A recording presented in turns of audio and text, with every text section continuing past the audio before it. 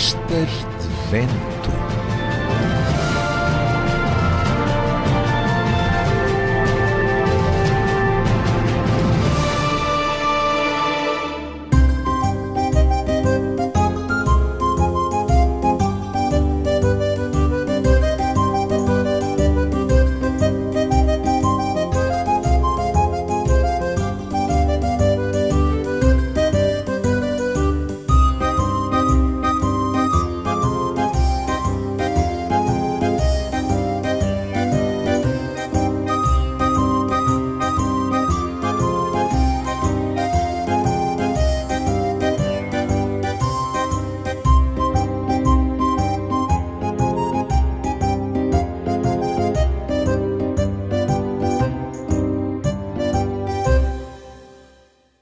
Falar em dezembro é falar do Natal. E apesar do lugar comum, é impossível não ligar esta quadra à família, à origem e à vida. Contudo, é bom entender o significado da consoada quando não há dinheiro nem para couves, nem para bacalhau. E mais saber aceitar em mesa própria doentes, gente sem abrigo e muitos outros que a sociedade dos perfeitinhos preconceitos condenou. Carlos Sousa, ex-presidente das câmaras municipais de Palmela e Setúbal, mandatário em tempo no distrito também de Setúbal da candidatura do Dr. Fernando Nobre à presidência da República e diretor da Cáritas Diocesana de Setúbal, é nosso convidado especial. Partilhar o Arestas de Vento é fazer parte do movimento cultural singular, interventor e aberto aos valores de sempre. O pano de fundo musical é do maestro Jorge Salgueiro. Carlos Sousa, seja bem-vindo ao Arestas de Vento. Olá, Ricardo, prazer em vê-los a vocês todos. Muito obrigado. Comecemos a habitual perguntaria, passa a expressão, num registro atual e proveitoso. O presente momento da sociedade portuguesa põe em risco o conjunto de processos ou práticas a que normalmente chamamos solidariedade. Nós estamos a atravessar um momento na sociedade portuguesa, provavelmente dos mais complexos depois da Revolução de Abril de 74. E ainda há bem pouco tempo, com um amigo meu, falávamos destas coisas e ele dizia-me, e provavelmente com razão, que o nosso governo estava a ser considerado um dos mais neoliberais nas suas políticas a nível da Europa. E realmente é aquilo que nós verificamos isso todos os dias. Portanto, agora, nomeadamente, por exemplo, com o caso das privatizações, não é? Sim, sim. Portanto, estamos a ultrapassar, passa a expressão, pela direita, pelo conservadorismo, a maior parte, a Inglaterra, a França, a própria Alemanha. Portanto, estamos a ser os tais alunos muito bem comportados. Qual é as ligações disto com solidariedade e com caridade? Já agora deixa-me dizer também. Sim. É muito simples, não é? Portanto, o nosso povo sempre foi um povo solidário. Só que nestas alturas mais complexas da sociedade portuguesa, onde os mais desfavorecidos são aqueles que sofrem mais, apesar de este governo estar em relação à classe média também a meter a sua faca, não é? E, portanto, sim. Pela primeira vez na história, depois do 25 de Abril, a classe média está a ser bem apertada, deixa-me passar esta expressão, mas nesta altura difícil, em que as famílias mais desfavorecidas se sentem mais na pele as suas dificuldades, o espírito solidário e o espírito caritativo, obviamente que têm que ter mais força, e na prática estão a ter mais força, apesar das dificuldades que muitas instituições estão a passar por uma razão simples. É porque as solicitações são muitas e muitas vezes há dificuldades. Claro. Uma instituição como a Cáritas pode e deve alertar os cidadãos numa ótica mais ousada para os confrontos da crise soberana e já agora também da globalização. Bom, eu não sei se esta pergunta pode ter uma resposta viável. É possível? Sabe o que é que eu tenho? Eu já há muito tempo que eu dizia o seguinte... E quando estava, antes de me embranhar mais nas questões da solidariedade, da Igreja Católica, da Igreja.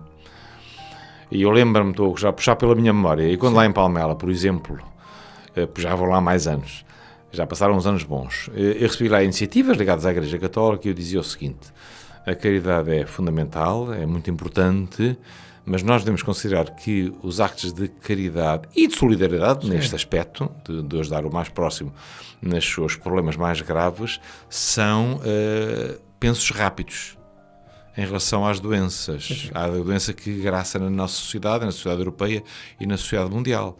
Portanto, nós temos essa obrigação enquanto a organização da Igreja, neste caso a Caritas, de darmos esses pensos rápidos. Portanto, a pessoa tem fome, temos que lhe dar de comer, obviamente. Sim. Mas, paralelamente a isso, eu, Carlos Sousa, sinto que temos que fazer muito mais do que isso, não é? E é muito simples, é tentar, ou melhor, lutar para implementar no nosso país, na Europa, no mundo, a sociedade que Jesus Cristo bem descreve no Novo Testamento. É muito simples. É muito simples. Era esta a resposta que queria? A resposta é sua, completamente. Mas também por isso... Estou a brincar, Ricardo. Claro. Mas também por isso, digo eu, a teologia da solidariedade, e já fomos por aí, pode ser revolucionária ao ponto, falámos de Cristo, de criar a partir do homem uma nova ordem. A partir do homem actual é capaz de ser um bocado complicado. Mas a partir do homem que vai evoluindo ao longo dos anos, acredito que sim, não é? É aquilo que nós estamos a atravessar nesta fase e que para mim, do ponto de vista histórico, 2008 ou dezembro de 2007, com aquilo que aconteceu nos Estados Unidos, do ponto de vista financeiro, claro, para mim é um marco muito importante. E que tem a ver com aquilo que agora o pessoal lhe fala do fim do mundo, não é? No dia 21 de 12, no solstício de inverno, em 21 de 12 de 12. É simplesmente aquilo que lá os nossos antepassados mais diziam, é o início de uma nova época. Não quer dizer que seja um cataclismo atómico ou que vá tudo morrer. Estamos a falar não é de consciência. Exatamente. Portanto, agora, nós temos é que ter em linha de conta o seguinte, sim. o início de uma nova época, mas quando falamos neste aspecto do ponto de vista histórico e de ciclos do planeta, isto ultrapassa muito mais a nossa mísera passagem cá pela Terra, que 70, 80 anos, se tudo correr bem. Porque os problemas que acontecem têm a ver com os defeitos humanos, com a nossa ganância, a nossa de seres humanos, claro. Exato, o nosso egoísmo. O nosso egoísmo. Agora, ali o nosso amigo Zé da Esquina, se for ganancioso, o impacto dessa ganância, se calhar, é ali na família e no bairro. Mas quem está em lugar de poder, ou quem está à frente de um banco, ou quem está à frente de um país, obviamente que se tiver esse mesmo espírito, e infelizmente muitos têm, os impactos na sociedade mundial é muito maior. Até enquanto nós não conseguirmos criar o tal homem novo, e esta expressão homem novo já foi utilizada de várias formas, como o Ricardo sabe, mas só que a criação do homem novo demora muitos anos. Mas vamos no caminho. Sim. Nós até podemos dizer que a fraternidade, a boa, a tal global, começa na família. Sim, porque a família é... Eu ao princípio não entendia bem o que é que se queria dizer. Estou a falar nos saberes da família. Eu percebo, mas a família realmente é o núcleo mais antigo da sociedade, não é? E depois da família é que veio os Estados, as nações e essas coisas todas por aí fora, não é?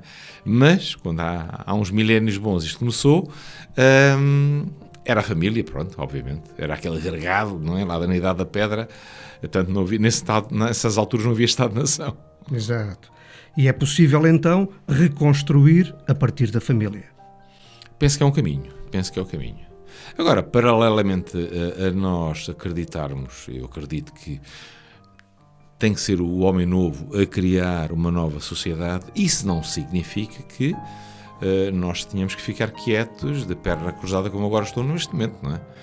Paralelamente a eu saber, ou pelo menos no meu entendimento, que esta sociedade vai mudar à medida que o homem novo se vai fortalecendo e vai criando, mas nós temos que, porque é a nossa missão enquanto cá estamos, lutar contra as injustiças. É bom dizer que o homem novo estará ligado ao ser.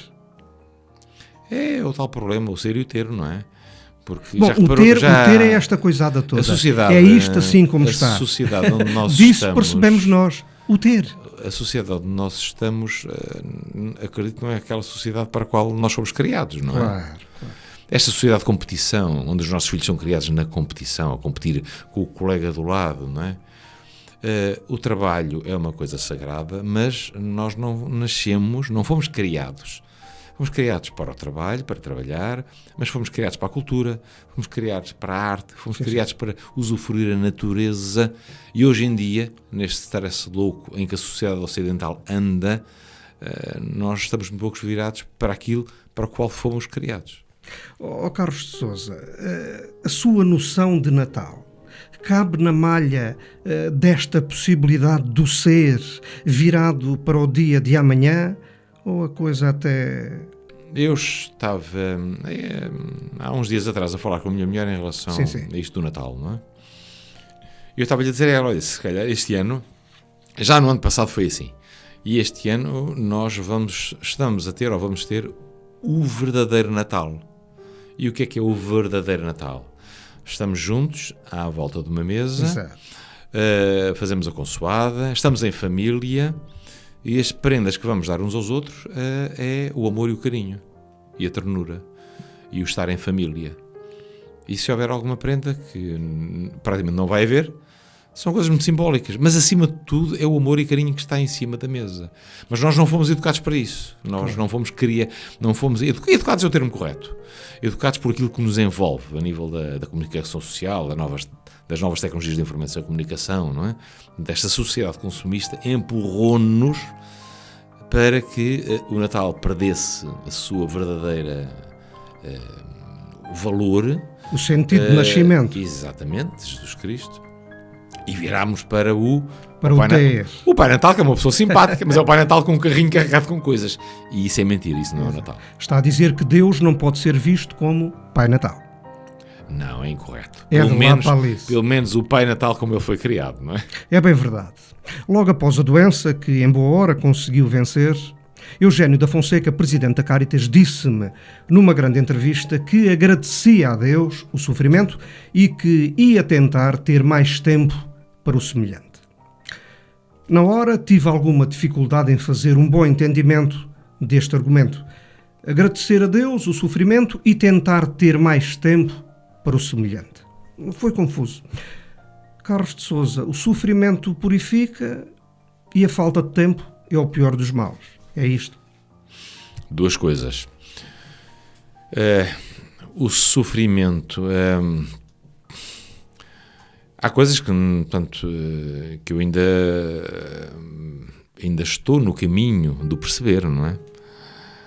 Porque nestas coisas da religião, nomeadamente a religião cristã, que é a minha, eu considero que estou num permanente percurso de procura e de conhecimento. O sofrimento aproxima-nos de Deus. Eu, pessoalmente, ou felizmente, ainda não senti muito isso. Senti que houve alturas muito complexas da minha vida, não chamarei de sofrimento, mas complexas, é que eu sentia que tinha alguém ao pé de mim que estava-me a ajudar. Claramente. Agora, as pessoas que, como o Eugénio, como o professor Eugénio, e outros nossos amigos que estiveram ali na fronteira do vai, não vai, essas pessoas e livros que eu tenho lido, não é? Sentiram luz, sentiram que estiveram perto da luz, não foi do negro, foi da luz, e provavelmente isso provoca algumas alterações no interior dessas pessoas, não é? E o sofrimento tem a ver com isso, a aproximação de Deus. Sofrimento purifica. Aumenta a noção de vizinhança com Deus. É exatamente isso. Mais tocato lá. Carlos de Sousa, sem Deus o homem não é nada. No meu entender, o nós considerarmos que estamos sozinhos neste mundo e que viemos cá, aparecemos por aparecer e que não temos, que a nossa vida se resume a estes 70, 80 ou 90 anos que passamos aqui na Terra, isso para mim é muito curto, não é? E foi uma das coisas que eu descobri ao longo da minha caminhada, não é? Como penso que o Ricardo sabe, portanto eu batizei-me só aos 40 anos, não é? Portanto foi... Não sabia. Eu digo na brincadeira, eu sou um cristão novo, não é? Sim. Novo no respeito a este caminho de procura. Exato. E portanto nós estamos permanentemente nesta procura e é difícil para mim hoje, Carlos de Sousa, É difícil imaginar que estamos cá sozinhos. E, ouça, às vezes há exercícios para aqueles meus amigos que são ateus, eu tenho bastantes, digo-lhes para eles fazerem um exercício à noite, de preferência no Alentejo, ou portanto, num sítio onde haja pouca luz em redor, num sítio fora das cidades, olhem para o céu e veem aqueles milhões de estrelas. Ou se quiserem ser mais tecnológicos, vão à internet, ponham lá uma palavrinha que é o telescópio Hubble e vejam as fotografias maravilhosas que esse telescópio tirou do universo. É impensável que aquilo foi criado por um mero acaso. Alguém aqui entre aspas, como é óbvio, esteve por trás a criar aquilo tudo. E eu acredito nisso. Antes do processo de conversão religiosa, como é que se achava, sei lá, um sujeito religiosamente ateu? Eu sempre senti um grande grau de espiritualidade dentro de mim. Sim. Porque neste caminho de procura, posso dizer que ele começou a ir pelo voto mais a sério, dos 16, 17 anos. Comecei pelos livros do budismo, pelo budismo, nomeadamente o budismo tibetano. Li muitas coisas relacionadas com o Allan Kardec, portanto o espiritismo. Portanto, uma coisa é a espiritualidade, não é? A espiritualidade não significa religiosidade obrigatoriamente. Mas, portanto, eu penso que este meu caminho, portanto, é um caminho contínuo, evolutivo e não foi de sobressaltos. Mesmo assim, qual é a noção que tem de Deus? Não é com certeza aquela noção que a gente tem de Deus na infância, por aí, um velho castigador, sem sentido de humor. Não é essa, com certeza. Qual é a noção que faz de Deus? Olha, eu sempre tive uma expressão, portanto, que isto, os meus amigos padres, e o professor Eugênio amanhã vai-me bater, mas paciência, não é? Mas para aquelas pessoas que são ateus, eu dou esta explicação muito simples. E para as crianças, hoje em dia, no tempo das novas tecnologias, imaginemos um supercomputador, muito grande, com uma grande capacidade. É um computador tão especial que tem o poder de fazer criar coisas. Mas, porque tem uma grande memória, ele conhece-nos a todos pelo nome, a todos os habitantes do nosso planeta e de outros planetas que existam.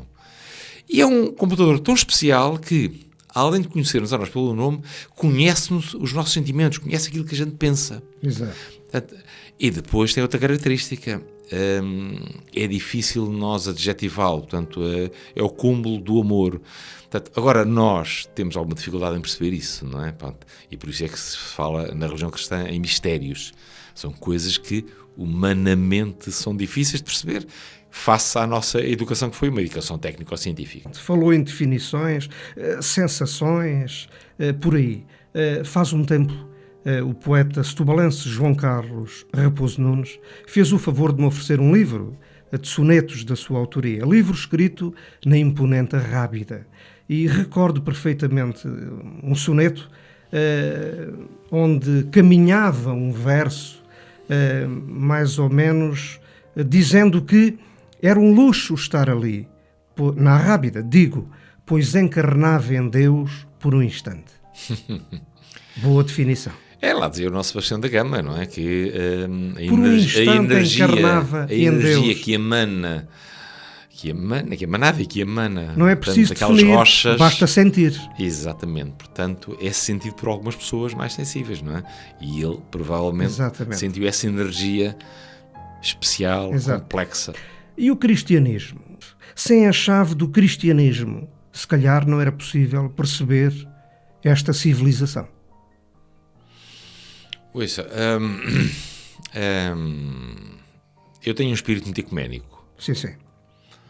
Já percebemos. Apesar de nunca ter ido a Taizé, mas pronto, sou muito Taizé. Se eu nascesse... Estamos a falar de cultura e valores organizados. Se eu nascesse no Oriente, provavelmente seria budista. Claro. E, portanto, o que é que eu quero dizer com isto? Não é? Há um Deus e há várias religiões que defendem um Deus único. Sim. Okay? E depois há especificidades, e a nossa, da religião cristã, tem as suas especificidades. Mas eu penso, portanto, e obviamente que do ponto de vista, está a falar na Europa, não é? Portanto, na civilização europeia. A civilização europeia, pronto, tem por base o cristianismo, não é? E sem o cristianismo? Hoje a Europa já não é... a Europa hoje já é um mosaico. Estamos a falar de valores comparados. É um mosaico, porque já reparou, há 30 anos, 40 anos atrás, a Suíça só tinha suíços. Deixa-me passar a expressão. Hoje, tenho uma prima que está imigrada na Suíça, por isso é que tu dizes desta forma. Hoje, a Suíça é um mosaico de nacionalidades. Também é verdade. E atrás dessas nacionalidades vêm as respectivas religiões. E saber... Hoje já não somos aquele mosaico homogéneo que havia provavelmente há 100 anos atrás, onde a tónica era o cristianismo. Hoje já não é assim. 100 anos na existência do ser humano é coisa nenhuma. Há bocado quando estávamos a falar coisa nenhuma. Quando estávamos a falar da criação do homem novo, era exatamente isso. Sem um cristianismo, se calhar não temos a chave para perceber bem toda esta civilização europeia. Ouça, eu às vezes sinto... É um fator de leitura fabuloso. Meu caro, eu não gosto... o Ricardo já me conhece há alguns anos, sabe que eu não costumo ir por lugares comuns. Não estou a dizer que aquilo que você disse é um lugar comum, não estou a dizer isso. Porque o que nós temos que criar... Estamos a falar de cultura ocidental. Deixe-me ir para o planeta antes. Aquilo que está a falar na Europa, os Estados Unidos na Europa, portanto, e a influência que eles têm, a China também é verdade, a China também na Europa, também é verdade. E a influência que eles têm no mundo, portanto, também é verdade. Não me quero resumir às fronteiras europeias, porque isso é muito mas é possível estudar a cultura europeia na América. Eu sei isso, mas hoje prefiro... A gente dá a volta e fica na mesma, é a teoria do ponto. Eu prefiro, com os meus parcos conhecimentos, mas pensar no planeta como um todo, não é? E eu, Carlos Sousa, que sou cristão e sou católico, tanto tenho o Evangelho de Jesus Cristo que me norteia e que eu leio e que me ajuda a ser um melhor homem todos os dias. Mas eu acredito que um verdadeiro budista portanto, utiliza os ensinamentos de Buda para também ser um melhor. Por isso é que o Dalai Lama, portanto, vem à Europa. Estamos à Europa a falar cristã, de boas intenções. Exato, e de caminhos. Vem à Europa cristã e é tão bem recebido, não é? Exato. Então vamos voltar ao trilho. E já caímos no Evangelho. Ser solidário é uma condição humana? Eu penso que sim. É. Ser solidário, ser irmão dos outros seres humanos. Resume-se a isso. Se conseguirmos sentir essa condição humana, essa condição de irmandade, exatamente, é mais fácil sermos solidários e levarmos à prática o que é caridade. Logo no começo desta nossa conversa de hoje, aqui nos estúdios do Grupo de Animação e Teatro Espelho Mágico, o Carlos de Sousa, a segunda questão, arrancou logo com solidariedade e caridade. Eu agora abro um bocadinho, eu deixei passar, para agora tocar mais um pouco, escalpelizar um pouco melhor essas duas formas de ser em condição humana. Caridade, em bom rigor, é o mesmo que solidariedade? É solidariedade com mais alguma coisa. Nós podemos ser solidários com os outros e fazemos dessa solidariedade quase que um acto maquinal. A caridade é o acto solidário, mas com outra coisa muito importante, que é o amor pelo outro. Portanto, nós não estamos só a dar o pacote de açúcar. Estamos a interiorizar-nos, estamos a aproximar-nos daquele que está a sofrer. Portanto, é a diferença, não é? Não estou a minimizar o acto solidário, o Ricardo percebeu, não é? Estou a adjetivá-lo de outra forma. Portanto, é fazer solidariedade, mas com esse sentido de amor. E atenção, e agora é muito importante, nunca confundir caridade com caridadezinha. Porque ainda existe muito cá em Portugal, não é? Claro. De vez em quando ouvimos aí algumas pessoas que se distraem e quando estão a falar no pobrezinho delas. Claro. Como havia antes do 25 de Abril, Sim, com as senhoras da Cruz Vermelha Portuguesa. Não é? Portanto, era a caridadezinha, não é? Era cada família fina, entre aspas, passa a expressão, tinha o seu pobrezinho a quem dava as suas coisas. Portanto, e não é essa a caridade que eu estou a falar, obviamente. E o amor e a amizade? Onde é que ficam? São valores com a mesma origem? Raspam na caridade? Raspam na solidariedade? Como é que é? O amor é intrínseco à caridade, claramente, não é? Claramente. Agora, isto para quem é cristão é mais fácil de perceber e dizer e sentir, não é? Sim. Porque tenho muitos amigos meus que não são católicos, nem são cristãos. Fazem actos de solidariedade. Estão a fazê-los com amor, mas eles não... Se eu lhes disser que ele está a fazer caridade, eles dizem que não precisa. Eu estou alguma vez a fazer uma coisa dessas. Portanto, isto tem a ver com o grau de entendimento que temos. Exato. Mas dizíamos, o amor e a amizade saem da mesma fonte? Têm a mesma origem? O amor é um conceito muito complexo e é mais profundo do que a amizade, não é? Apesar de... hoje em dia temos os amigos do Facebook, isso é uma coisa.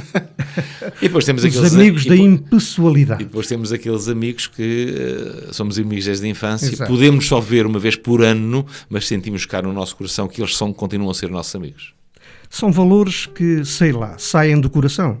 Sim, obviamente. Estamos para aqui a falar de amizade. Bom, a amizade ainda vai lá. Agora, amor. O amor não é uma palavra nesta sociedade do ter, chancelada por tudo e por sei lá mais o quê, completamente gasta. Não é uma palavra gasta. O problema é o sim, é que as pessoas... uma coisa que me está a vir agora à cabeça. Diga. Quando as telenovelas brasileiras vieram para Portugal, Sim. foi quando nós começámos a ouvir mais a palavra amor. Sim. Porque a palavra amor, dita pelos nossos irmãos brasileiros, tem uma entoação Exato. diferente da nossa, não é? Porque isto é muito interessante, este aspecto psicológico, não é? E não estou a dizer que eles banalizam a palavra amor, não estou a dizer isso. Mas nós provavelmente, estou-me a referir em Portugal, banalizamos aquela palavra, porque o amor não é só uma relação entre homem e mulher, não é? O amor é uma coisa muito mais ampla, não é? É um estado da alma. Exatamente, portanto, e é muito mais profundo. Claro. Mas as pessoas habituaram-se. E as telenovelas aí, coitadas, algumas não tiveram culpa. O Jorge Amado não teve culpa, não é? Claro. Mas algumas destas telenovelas foram as culpadas desta banalização da palavra amor. Bom, o preconceito também anda muito por aí e tal. Agora, a confusão do termo, essa é outra questão. Botar amor para fazer outras coisas, sei lá. Bom, então, essas coisas têm outros nomes. A gente diz assim, vamos fazer amor, vamos fazer sexo. Não é a mesma coisa? Não é a mesma coisa. Não é a mesma coisa. Aí é que está a grande diferença. É a grande diferença. E esse exemplo de que o Ricardo deu pode-se multiplicar para outros aspectos da sociedade. É bem verdade, bem verdade. Carlos de Sousa. Carlos Sousa ou Carlos de Sousa? Carlos Manuel Barteiro de Sousa, um cidadão verdade. ao seu serviço. Eu chamei-lhe durante muitos anos em Palmela Carlos de Sousa. Está agora, por razões ligadas à folha curricular e não sei o quê, estou para aqui a chamar Carlos Sousa. É a mesma Chame coisa. bem, é o mesmo. Dizia eu, com tanta sacanice social... Carlos Sousa, é verdade, passamos do humor para a sacanice social, é? Se calhar eu até nem devia ter falado em amizade. Eu agora estou a achar piada a entrevista, hein? Estávamos a falar em caridade, amor, e agora de repente em sacanice social, hein? Faz parte. Somos humanos. Puxa, mas não é verdade. Há tanta sacanice que... Há pouco eu estava a dizer que um dos problemas do ser humano é a ganância. Mas é um dos problemas que ele tem, não é? É um dos defeitos. É um dos pecados que o ser humano tem, mas há outros, como é óbvio, não é? E essa palavra sacanice, que é uma palavra bem portuguesa, eu não sei se ela tem tradução, assim, se há muita tradução para ela. É não nos importarmos com o vizinho do lado, é fazermos mal ao vizinho do lado, é termos inveja do vizinho do lado, e isso infelizmente existe, não é? E tem a ver com a tal necessidade que nós temos de tal criação do homem novo, onde essas palavras não se utilizam. Estas palavras existem nesta gruta global. Somos grutamontes. Grutamontes. Grutamontes. E a relação com Deus? Essa sim deve ser de amizade. Sim, também de amizade. Deus é nosso amigo. Ouça, como eu lhe disse há pouco, estou a dar os primeiros passos. Sou um cristão novo, estou a dar os primeiros passos nesta matéria. E, portanto, não...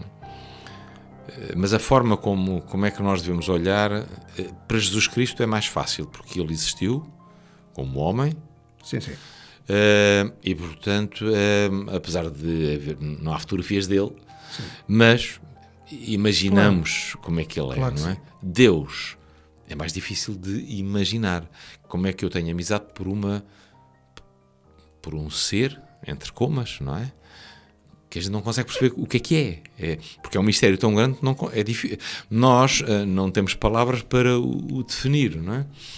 Bom, se formos aos livros, está lá... Deus é o que é. Bem, há lá N definições, não é? E eu não tenho conhecimentos teológicos para estar a ir por esse caminho.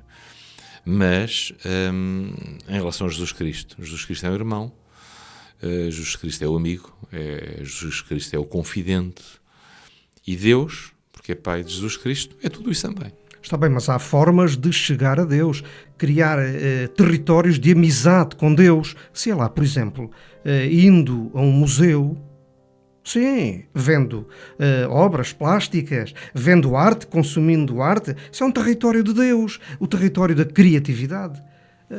E rezar, fazer uma prece, não é entrar também num território de amizade com Deus? Há pouco o Ricardo falou na Serra da Rábida. Sim, sim. Ai, que bonito. Pronto. Que bonito. Podemos utilizar precisamente esse exemplo. Um exemplo vivo. Se estivermos na Serra da Rábida, se olharmos para aquele maquis mediterrâneo, para aquelas plantas maravilhosas, começarmos, mas se formos quase ao pormenor microscópico, Sim, sim. peço desculpa, de estar a ver, portanto, aquela criação da natureza, portanto, sentimos que estamos mais perto de Deus. Perfeitinho, perfeitinho, se calhar só mesmo o preconceito. Carlos Sousa, vivemos presos nas nossas culpas, não é verdade? Eu ao princípio pensava isso, mas não podemos sentir presos nas nossas culpas. Temos que assumi-las, temos que assumir os nossos pecados, temos que assumir os defeitos como nós somos, e temos que... O bom truque no meio disto é nós percebermos quais são os nossos defeitos e o que é que nós temos que fazer, assumi-los, e o que é que temos que fazer para melhorá-los. Portanto, um processo de melhoria contínua, hein? Estamos quase a falar em certificação da qualidade da ISO 9000 2008, não é isso. Mas é parecido. Nós temos que estar num processo de melhoria contínua. Sim, sim. Agora, atenção, no outro dia eu via, há uma definição que é a definição de santo. Uhum. É um pecador que nunca desiste Sim, sim. de procurar o caminho, de melhorar. Portanto, essa é uma definição que eu assumo, não é? Portanto, nós não temos que estar-nos a martirizar com as nossas culpas. Agora, temos que perceber e temos que sentir onde é que estamos a proceder mal, enquanto cidadãos, enquanto profissionais, enquanto pais, enquanto filhos, enquanto maridos, enquanto na relação com o outro. E, no final do dia, quando fazemos o nosso exame de consciência, que isso é uma coisa muito interessante, todos nós devíamos fazer, não é um exercício fácil, sim, porque ninguém gosta de bater no peito e dizer "Epá, eu fiz isto", ninguém quer assumir isso, é muito complicado, sim. Mas nós fizemos isso, chegamos ao final do dia, "Epá, hoje não devia ter feito isto, pá.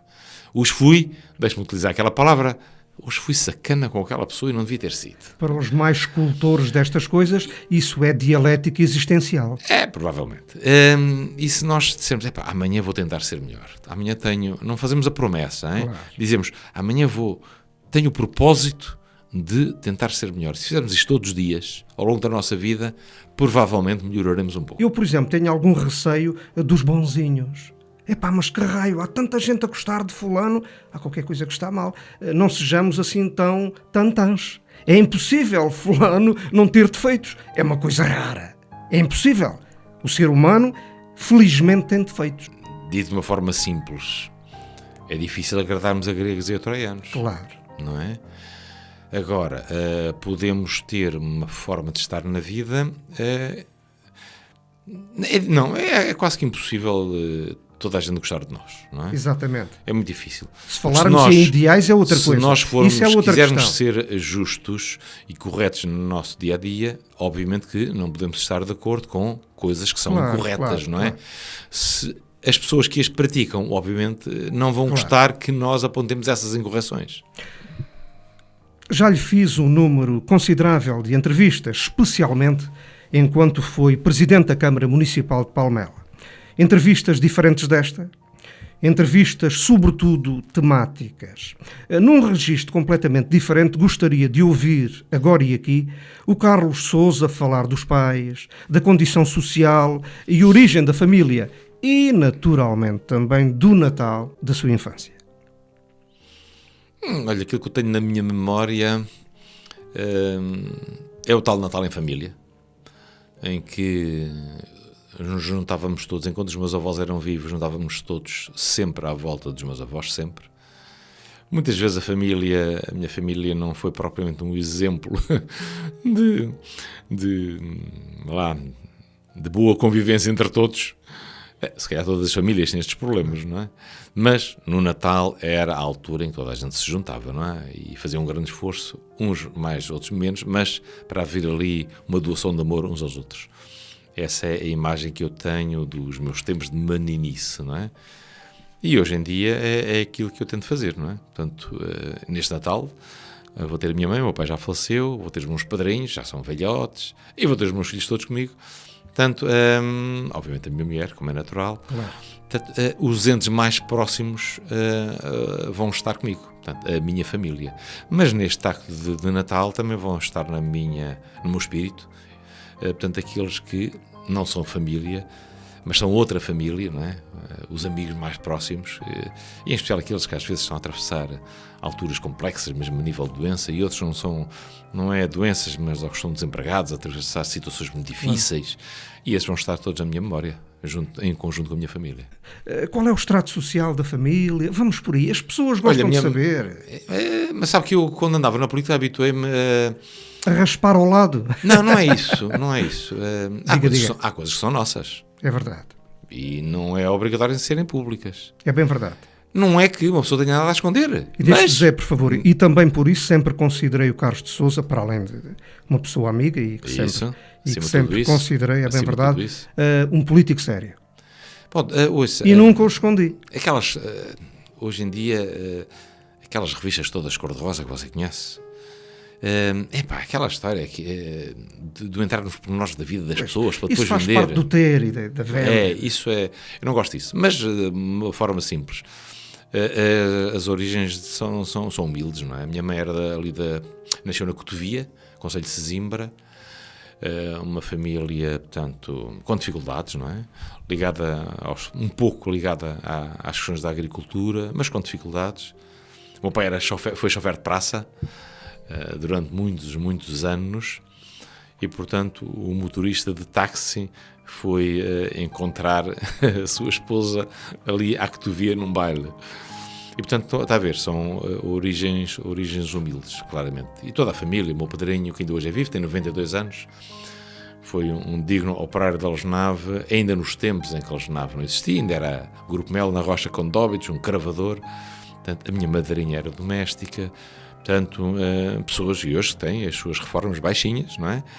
E claro que têm que esticar lá as poucas reformas que têm para corresponder, portanto, às necessidades do dia-a-dia. Portanto, pode-se dizer que origens humildes da família, claramente. Falar em dezembro é falar do Natal, e apesar do lugar comum é impossível não ligar esta quadra à família, à origem e à vida. Contudo, é bom entender o significado da consoada quando não há dinheiro nem para couves, nem para bacalhau. E mais, saber aceitar em mesa própria doentes, gente sem abrigo e muitos outros que a sociedade dos perfeitinhos preconceitos condenou.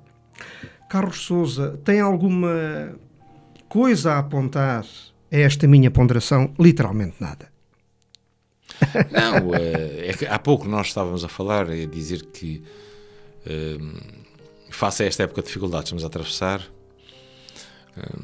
muitas famílias vão ter, se calhar, o verdadeiro Natal, que é o Natal onde não há prendas e onde aquilo que se dá é o mais puro, que é o amor, que é o carinho, que é a ternura, que é a amizade. Agora, e o problema grave é que há muitas famílias que vão dar isso, mas que não vão ter muita dificuldade para ter o tal bacalhau à mesa. E as tais couves à mesa, não é? E aí é que é a parte dramática da fase em que nós estamos a viver, não é? Portanto, eles não vão ter dinheiro para comprar prendas, mas também não têm dinheiro para pagar a renda ao final do mês. E muitos, portanto, têm dificuldades em ter dinheiro para pagar ou a renda da casa ou inclusive ter dinheiro para a alimentação, e tem que ir ao banco alimentar ou tem que ir a comer aqui à Bento Justo Graça, ali ao restaurante social do Padre Constantino, não é? Portanto, é que isto é bonito, quer dizer, obviamente que o amor que nós damos um ao outro, o verdadeiro espírito de Natal, mas tem que haver o mínimo dos mínimos. Este significado de consoada, a consoada dos pobres, e esses que referiu que não têm bacalhau, é um significado... É que se nós formos a pensar Como é que é muito possível nisso, viver o espírito cristão numa consoada sem significado? Deixa-me dizer isto. Eu costumo dizer que nós, os católicos, temos uma obrigação, os cristãos, se quiser assim, que é anunciar a palavra de Deus através de Jesus Cristo, certo? E depois denunciar.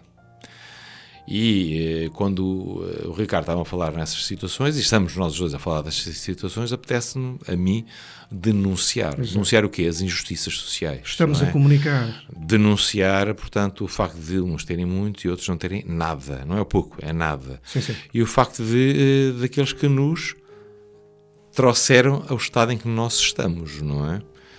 Porque eu sou daqueles que não aceito que nós, famílias portuguesas, estávamos habituados a gastar muito. Estávamos a ser demasiado despesistas. Nós, as famílias portuguesas. Eu sou daqueles que não aceito claramente isto. Quem diz estas coisas e, por exemplo, está à frente de alguns bancos portugueses. Claro. Então ele está a esquecer o que é que o Banco deles fez para empurrar as pessoas a utilizarem-se do crédito, por exemplo. Estão-se a esquecer, portanto, a dívida pública portuguesa. Mas quem é que desatou para aí a fazer, como é que se chama, autoestradas que não servem para nada, porque não passam lá ninguém? É verdade. E agora temos aí um senhor, deixa-me lá dar temos que falar destas coisas também. Porque o espírito natalício também está nisto, claro. Tem-no denunciar, não é? Alguém com responsabilidades neste país dizia-nos há bem pouco tempo: temos que voltar à terra, temos que voltar à pesca.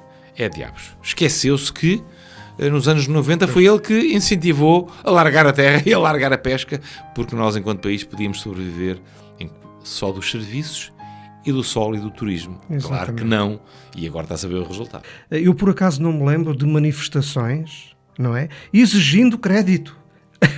Não é verdade? Eu não estive em nenhuma. Vosso Messias também não esteve, quer dizer. E o crédito chegou às pessoas. As pessoas foram enganadas e convencidas. Obviamente. Toda a máquina empurrava para aí. E a máquina é dos mesmos entre aspas, é claro. Mas é da mesma classe de pessoas que agora nos dizem: temos que empobrecer. Estávamos a gastar muito. Estávamos quem? A maioria do povo português, cujos índices de vida sempre estiveram abaixo dos índices dos outros países europeus, estavam a gastar muito por terem um carro? Era isso? Não acredito. Para esses negócio era tudo aquilo que era negociável. História, agora já não dizem isso. É aquela história. Dizem outras. Nós não somos um país, não somos competitivos, não temos índice de esportividade. Sim. Está bem, eu até acredito nisso. E de quem é a culpa? Aqui, deixe-me cá utilizar a palavra culpa, não é? Exato. Não são os trabalhadores portugueses, porque se eles são considerados os melhores trabalhadores do mundo... As econometrias não se podem comparar assim e as pessoas vão sendo enganadas em banho-maria. Carlos Sousa, vamos botar mais pedras no caminho. Podemos dizer literalmente que quem está a pagar o pato da crise é o povo. Claramente. Mais uma vez. E agora, há uma novidade, atenção, Ricardo, agora há uma novidade, que há pouco já falávamos, e a classe média está a sofrer também. E nós vemos isso, as instituições de solidariedade social a Caritas e outras instituições ligadas à Igreja, nós sentimos isso quando aparecem pessoas que claramente não pertencem às classes mais pobres. Basta olhar, nós sentimos, Claro que e sim. quem tem prática destas coisas olha e vê, Claro. e são pessoas que provavelmente, nós se formos lá à casa, vemos uma casa montada com tudo, mas já começaram a vender as coisas. Qual é a razão pela qual, Ricardo, nós vemos aí aquelas lojas de compra de ouro Sim, sim. em todo o lado? Porquê? Porque há cada vez mais pessoas a vender o que Claro. têm em casa. E quem são essas pessoas que estão a vender o ouro e as joias que tinham em casa? É a tal dita classe média, não é? E, portanto, hoje há um salto nisso. E, portanto, o problema grave é que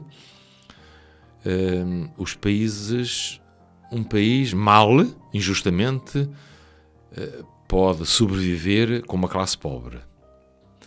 Mas não pode sobreviver, eu disse injustamente, não esquecer Sim, isso, claro.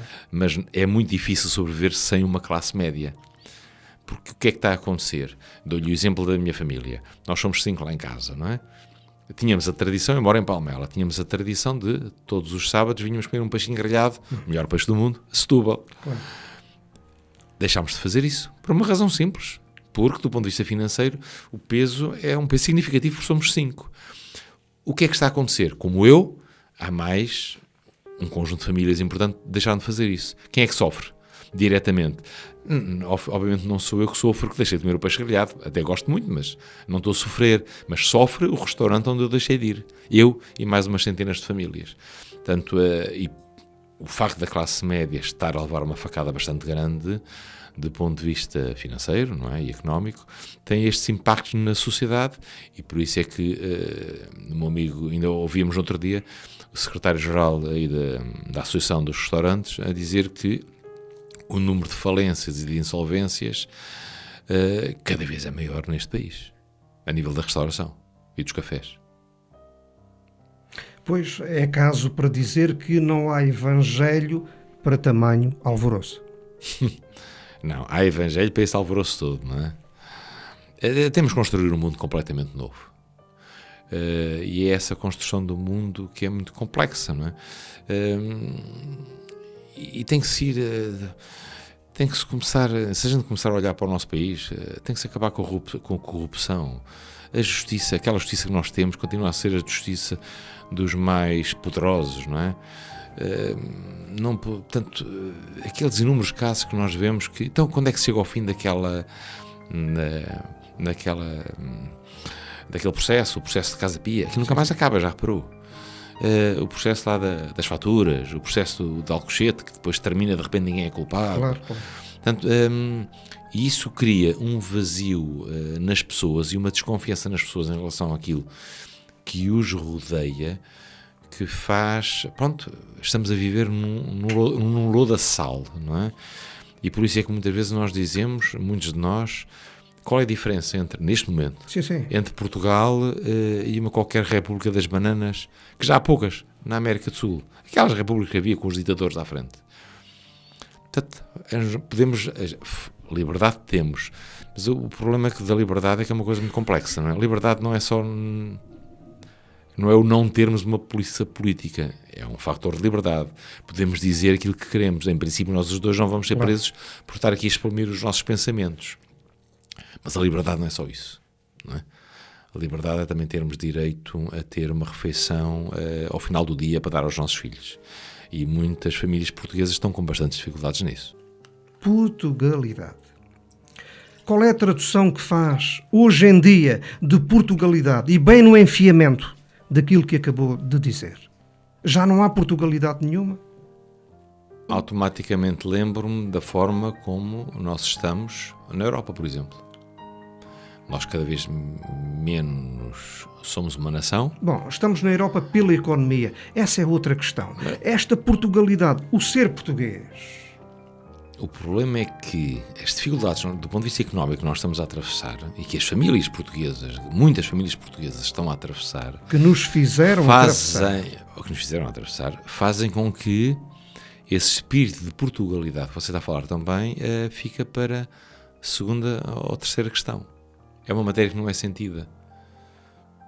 Não está em Pois, cima da mesa, não. faz parte dos Mas dossiês, isso nem aí, pode fazer. É uma matéria muito interessante discutir. Mas também não é uma matéria do reviralho. Já reparou que, por exemplo, uma das coisas que o fascismo, neste caso Salazar e Marcelo Caetano, fizeram muito mal em relação aos portugueses, uma das coisas foi conseguiram retirar o amor que as pessoas deviam sentir pelo seu país.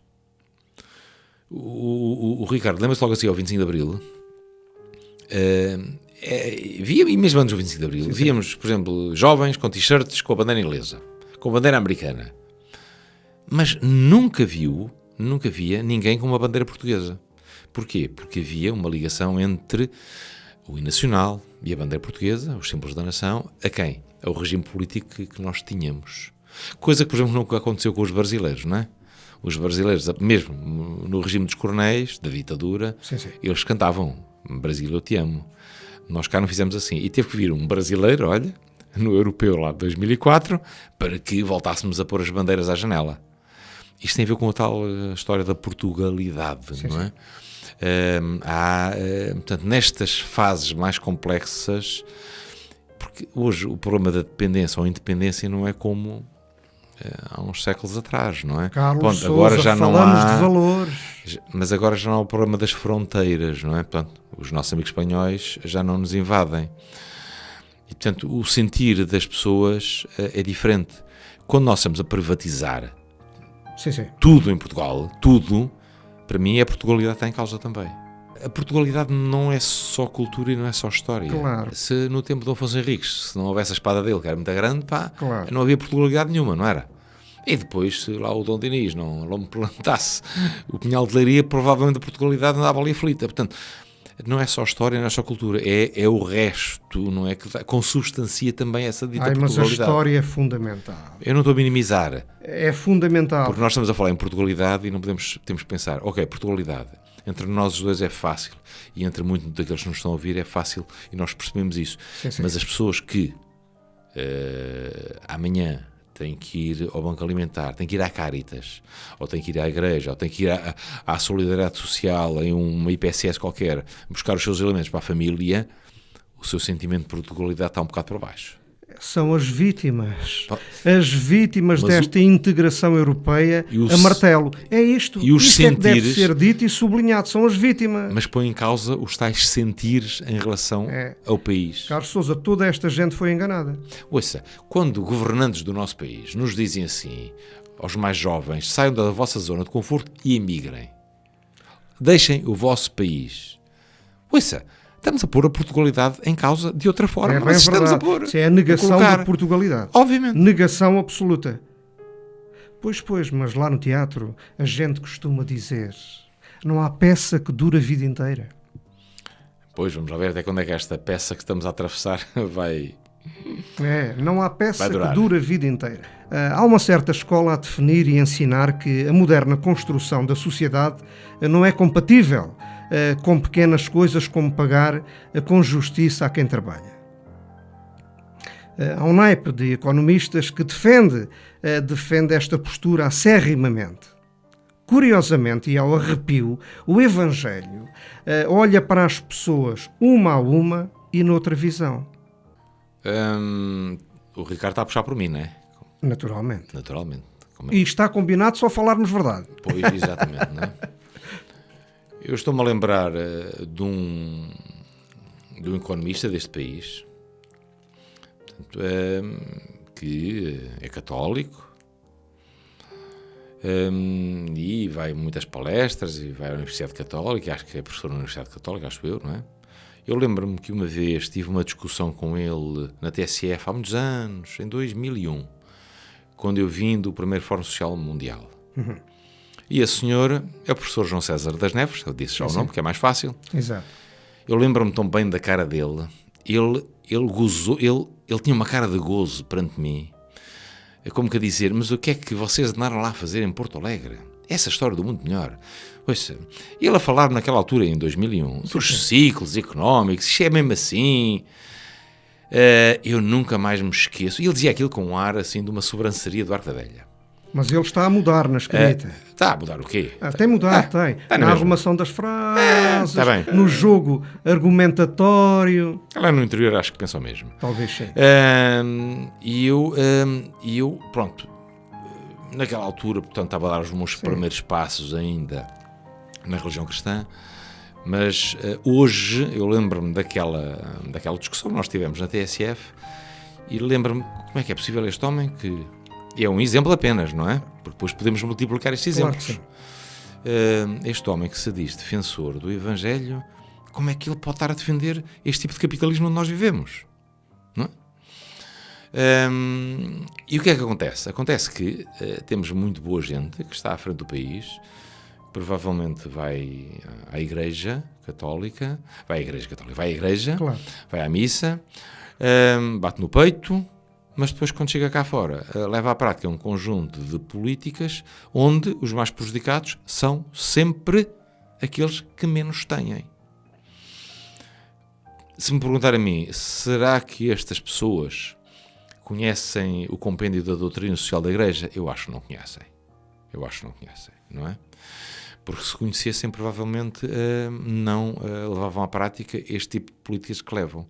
E eu refiro-me a Portugal e ao resto da Europa, onde muita gente se diz cristã, mas depois, quando levam à prática, quando estão, obviamente, em lugares de poder, quando levam à prática as suas políticas, eu acho que eles esquecem-se completamente daquilo que vem no Evangelho e daquilo que Jesus Cristo anunciou.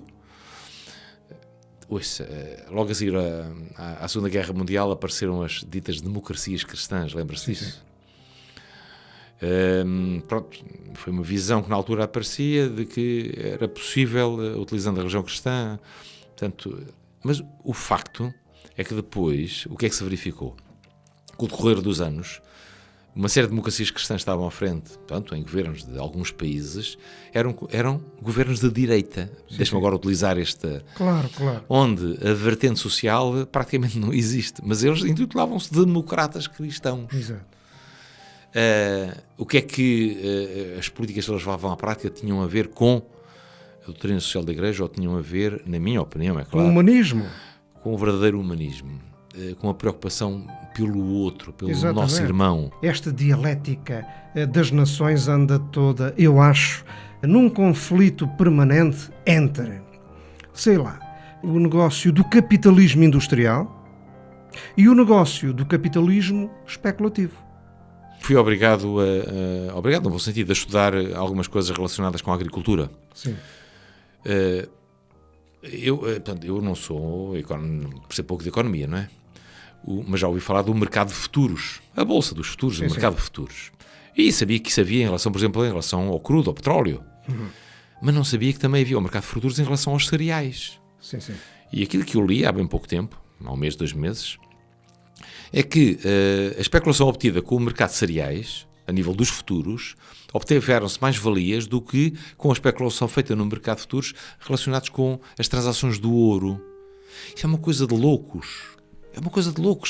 O caminho que está a levar. Sim. Mas ouça, há bem pouco tempo, um senhor que penso que pertence ao Conselho de Ética, não quero mentir, mas penso que sim, falava de uma coisa que, pronto, alguns de nós desconfiávamos, já sabíamos, o grande embuste que foi aquela história do H1N1, portanto, a célebre gripe das aves.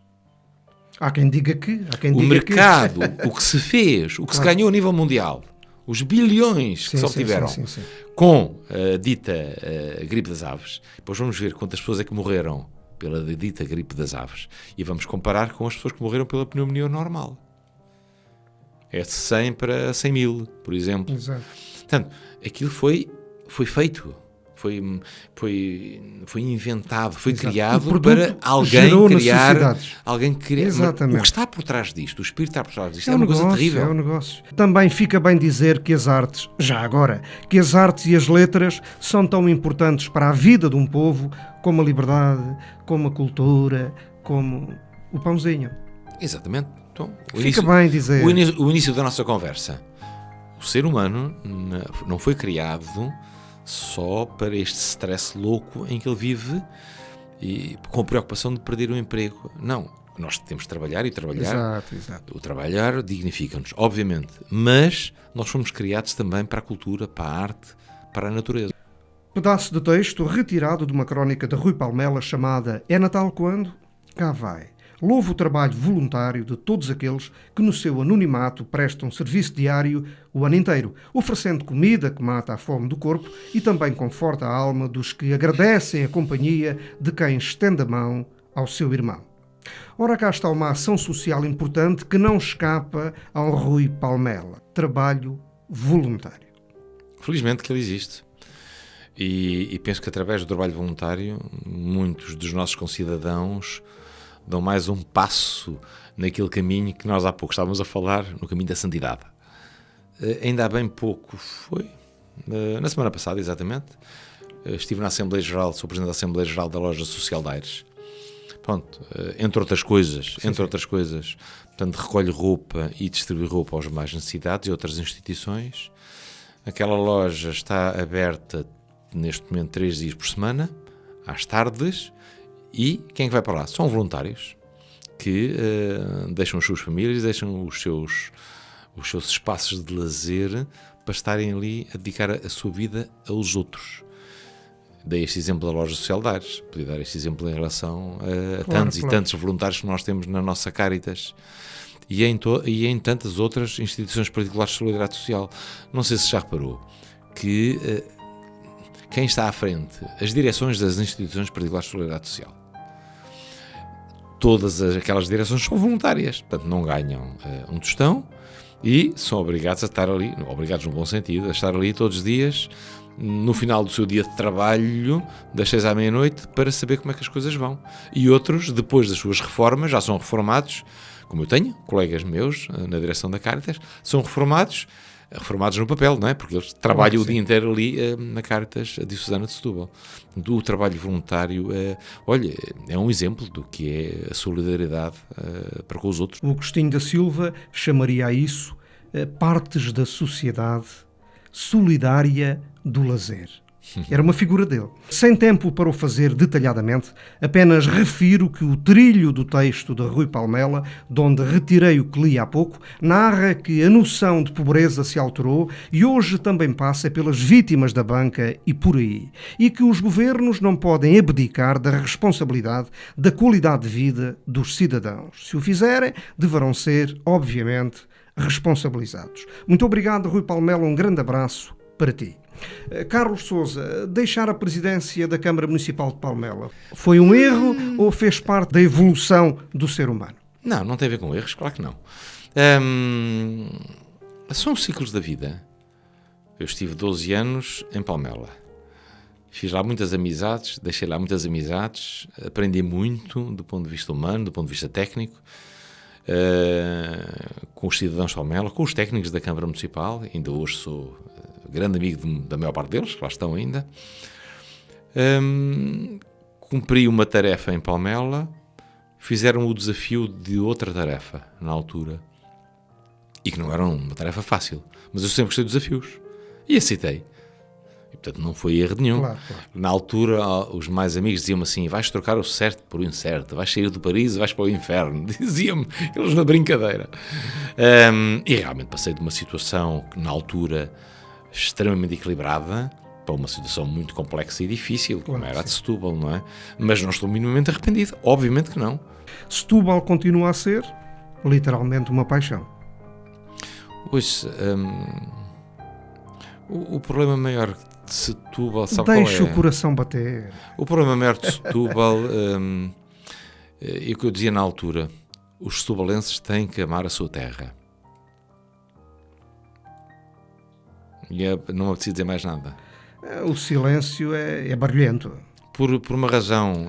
Mas eu não gosto muito de silêncios acumulados, quando em vez é barulhento. Quando eu era Presidente da Câmara de Setúbal, sim. Eu dizia isto. Eu dizia isto. Portanto, agora ainda posso dizer mais, não é? Eu dizia isto por uma razão. Como é que se explica, Ricardo, que o segundo clube mais antigo deste país, que é o Clube Setubalense, está numa casa alugada? Como é que explica que a Capricho Setubalense está numa casa alugada? Como é que explica que a União, ali na Luísa Todi, 130 e tal anos, acho eu, está numa casa alugada. Claro que isto provavelmente tem razões históricas, e tem razões históricas, não é? Mas depois você vai ali... Eu falo em Palmela, mas podia falar em Almada, que conheço também bem o seu movimento associativo.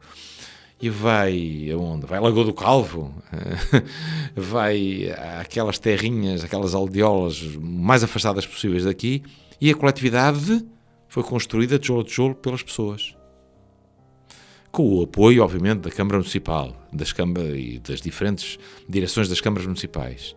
Portanto, há coisas aqui que sempre fizeram confusão, quer dizer, eu nunca mais me esqueço que quando nós entramos Setúbal para o Clube das mais belas baías do mundo, a TVI, não sei se o Ricardo se lembra disto, veio cá, aqui abaixo, e entrevistou uma série de gente, e um dos entrevistadores era um pescador, penso que do bairro do Troino, e ele disse isto: a mais bela do mundo, há tantas bonitas aí por esse mundo fora, e pá, eu lembro-me disso. Eu fiquei branco, amarelo, azul. Como é que uma pessoa... isto não pode acontecer. Claro. Qual é a razão pela qual as fortunas conseguidas, e foram muitas fortunas, com a indústria das conservas, tivemos cá 133 fábricas de conservas em Setúbal, foram quase todas, na sua totalidade, portanto, as mais-valias conseguidas financeiras, empatadas nas Avenidas Novas em Lisboa. Porquê? Portanto, há que estudar isto. Eu falei com muita gente, li umas coisas, mas isto precisava de um estudo sociológico e antropológico. Sim. Tanto que eu dizia, quando cá estava, que o meu grande desafio era fazer com que, do ponto de vista... As pessoas, os habitantes de Setúbal, aqueles que tinham nascido em Setúbal, amassem a sua terra. Estamos a falar de gosto. Porque Setúbal, estamos a falar de amor. Exato. Estamos a setubalizar. Já reparou que Setúbal é uma terra maravilhosa. Claro. Ouça, há pouco, eu jantei hoje aqui em Setúbal. Sim. E, jantei não, estou a mentir, almocei aqui em Setúbal. Depois fomos dar aqui um passeizito. Qual é a cidade cujo centro urbano está a 5 minutos de um parque natural, que é o Parque Natural da Rábida? Uma das peças mais bonitas do mundo naquele aspecto. Estamos a 5 minutos ou 10 minutos da reserva natural do estuário do Sado. Claro. Olhamos para o rio, que é um rio maravilhoso, vemos ali os golfinhos a passearem. Há poucas cidades no mundo que se podem orgulhar disso. E, no entanto, eu sinto que... eu sentia isso no meu tempo, quando cá estava, esta ligação de amor das pessoas à sua terra, era preciso ser mais forte. Exato, é o tal gosto, eu acho. Pois é, querido amigo, no entanto ela move-se. A ação na Cáritas permite-lhe continuar a intervir socialmente em Setúbal, também acho. Ou seja, continuar ligado à política da terra. E continua. Continuo ligado às pessoas da terra. Às pessoas, gosto dessa, uma boa saída. Sabíamos que a candidatura do Dr. Fernando Nobre à presidência da República valia o que valia, sabíamos todos. Para uns, um espaço de boas intenções e para outros, o resultante de uma birra do Dr. Mário Soares. Pergunto eu, o que é que o chamou para um projeto que à partida muito dificilmente sairia vencedor? Ouça, eu quando entrei em junho de 75 para o PCP, e onde estive 33 anos, quando entrei para o PCP não estava a pensar que o PCP ia para o governo a seguir, não é? Quando nós abraçamos uma causa, abraçamos a causa, pelo menos no meu caso, abraço a causa porque acredito na causa, independentemente dela ser vencedora ou não vencedora. E aquilo que fez abraçar na altura a candidatura do Dr. Fernando Nobre, eu já o conhecia. Nós tínhamos uma relação de amizade, não muito forte, mas tínhamos. Quando eu estava em Palermo, nós fizemos uma geminação com a Ilha do Fogo, o município de São Filipe, na Ilha do Fogo, em Cabo Verde, e tínhamos uma parceria com a AMI no apoio médico, portanto, às populações daquela ilha, neste caso do município de São Filipe, e foi a partir daí que eu conheci o Dr. Fernando Nobre. Conheci o Fernando Nobre também, ou melhor, aprofundei o conhecimento quando estivemos juntos em Porto Alegre, nos fóruns sociais mundiais, e havia uma simpatia mútua. E, portanto, quando eu vi a candidatura dele, gostei. Li, e já agora deixe-me dizer este pormenor. Algumas pessoas sabem, outras não sabem. Ele telefonou-me a convidar-me e eu disse-lhe, dá-me 48 horas para pensar. Fui à Bertrand, passa a publicidade no Montijo, e comprei os 2 últimos livros dele, do Fernando Nobre. Li os 2 livros, nomeadamente a visão que ele tinha do estado do mundo. E revi-me naquilo que está escrito. Revi-me, Sim. não tenho dúvidas nenhumas. E aceitei. E uma das razões pela qual aceitei é que ele sempre disse que nunca iria atrás de nenhum partido. Eu não sou contra os partidos, antes pelo contrário, por alguma coisa que tive 33 anos num. E não é o facto de eu ter saído desse partido que faz com que os partidos são organizações fundamentais à nossa sociedade. Claro. Agora, se você for ver a percentagem de militantes, de associados num partido, dos partidos todos, é uma minoria em relação à população global. O que quer dizer que há um espaço de cidadania, além do espaço de cidadania dos partidos. E eu pensei que havia um espaço de cidadania dinamizada pelaquela forma de pensar do Fernando Nobre. Quando aconteceu aquilo que aconteceu, que foi o Dr. Fernando Nobre ter aceito aquele convite do PSD, eu ia caindo para o lado, pronto. Olha, eu soube isso, estava a vir de Fátima de uma reunião da Caritas, da Caritas portuguesa. Sim. Eu ia caindo para o lado, claro. Porquê? Porque 15 dias antes, eu e mais uns quantas pessoas tínhamos estado com o Dr. Fernando Nobre num hotel em Lisboa, onde ele mais uma vez nos garantiu que nunca iria. Ele disse-nos 2 coisas: que daquele movimento nunca sairia um partido político, e que também que ele pessoalmente nunca iria estar a agregar-se, nem a dar nenhum convite de nenhum partido. 15 dias antes. Como deve calcular, sabe o que é que eu disse para mim mesmo? Diabos, com 60 anos ainda te deixas de enganar? Ouça, se me perguntar, eu fiquei muito triste, como é óbvio, não é? Depois ele telefonou para mim, etc. Não vou entrar aqui mais em pormenores. Mas fiquei muito, muito triste, porque tinha e tenho uma simpatia pessoal pelo ser humano, pela pessoa, não é? Fiquei muito triste. E para mim, a palavra triste é uma palavra forte, atenção, porque uma coisa é jantar arreliado. A relia passa, não é? A tristeza é um sentimento muito mais profundo. Eu fiquei extremamente triste com aquele acto que ele fez enquanto ser humano. Ele decepcionou-me. Fiquei extremamente triste com isso. Última fase desta nossa conversa com Carlos Sousa. Pergunta complicada. A Bíblia é um código para abrir a cultura ocidental, e não ter essa chave é ficar completamente fora de um passado fabuloso, ou é muito mais? Eu já lhe disse há pouco, eu não terei nenhum curso de teologia, hein? Portanto, não espero de mim grandes respostas. Eu respondo como cristão que sou. Exatamente.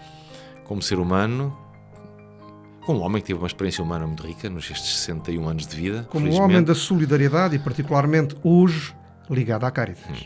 Eu sei. Eu posso considerar a Bíblia, nomeadamente o Novo Testamento, porque há aqui diferenças, não é? Entre o Novo Testamento e o Antigo Testamento.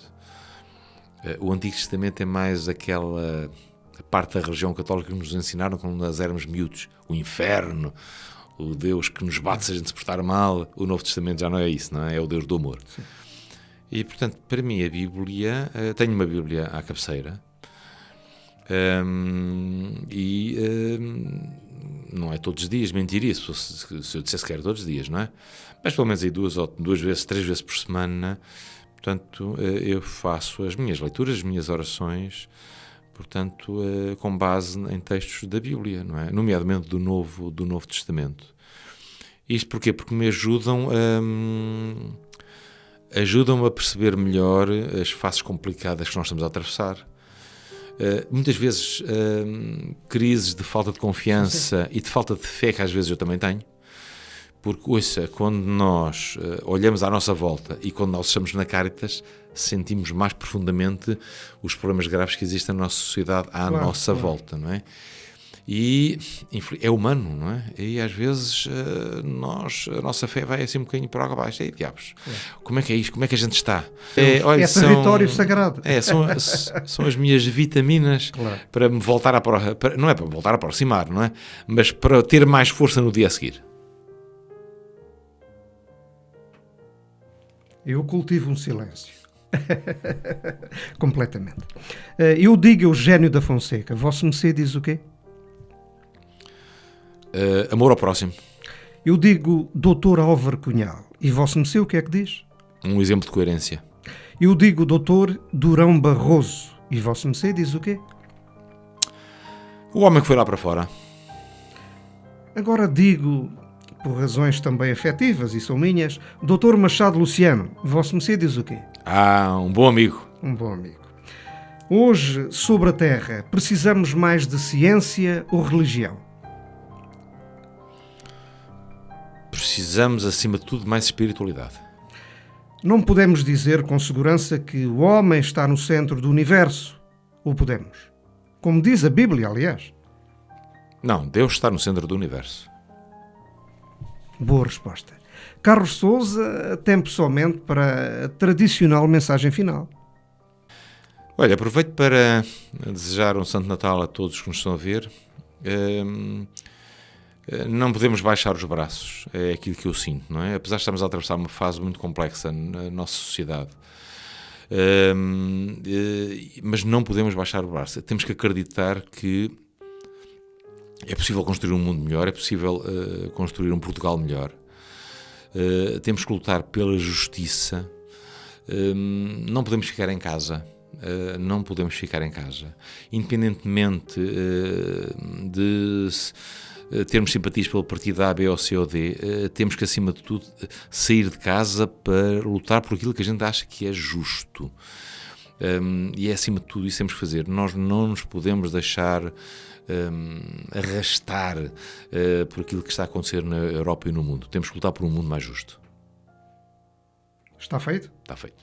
Está feito. Carlos Sousa, foi um prazer conversar consigo nesta emissão do Arestas de Vento. Para si, as maiores felicidades. Muito obrigado. Bem-aja, querido amigo. Foi um prazer estar com vocês. Igualmente. Até à próxima. Até à próxima.